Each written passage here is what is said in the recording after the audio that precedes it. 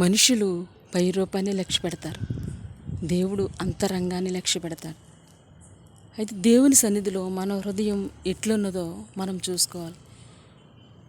ఎందుకంటే పైకి అందరూ బాగానే ఉంటారు, కానీ ఉండవలసినవి హృదయంలోనే ఉంటాయి.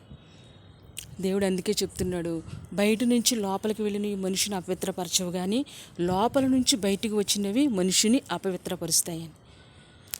మనం కయ్యను హేబేలు దగ్గరికి వెళితే, హేబేలు కయ్యన్ని ఏమన్నా తిట్టాడా, కొట్టాడా, ఏవైనా అన్నాడా? ఏవి అనలేదు.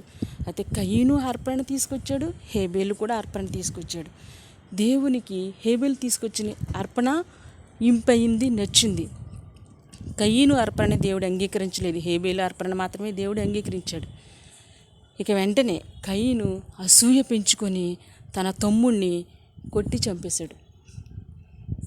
దేవుడు అడుగుతున్నాడు, కయ్యను, హేబేలు ఎక్కడా, నీ తమ్ముడైన హేబేలు ఎక్కడ అంటే, అయ్యో దేవునికి తెలిసిపోయిందేమో, దేవునికి అన్నీ తెలుసు, మరి నేను నా తమ్ముడిని చంపేశాను కదా, నేను ఒప్పుకోవాలి అని ఒప్పుకుంటే మరి కయ్యను చరిత్ర వేరేలాగా ఉండేది. కానీ అక్కడ నా తమ్ముడికి నేనేమన్నా కావలివాడినా అని దేవుడినే తిరిగి ప్రశ్నించాడు. కానీ తన హృదయం అక్కడ దేవుని సన్నిధిలో సరిగా లేదు.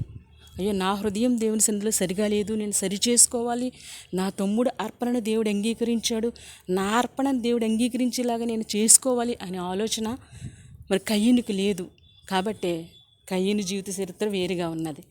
మన హృదయం దేవుని సన్నిధిలో ఎట్లున్నదో మనల్ని మనం పరీక్షించుకోవాలి. God bless you.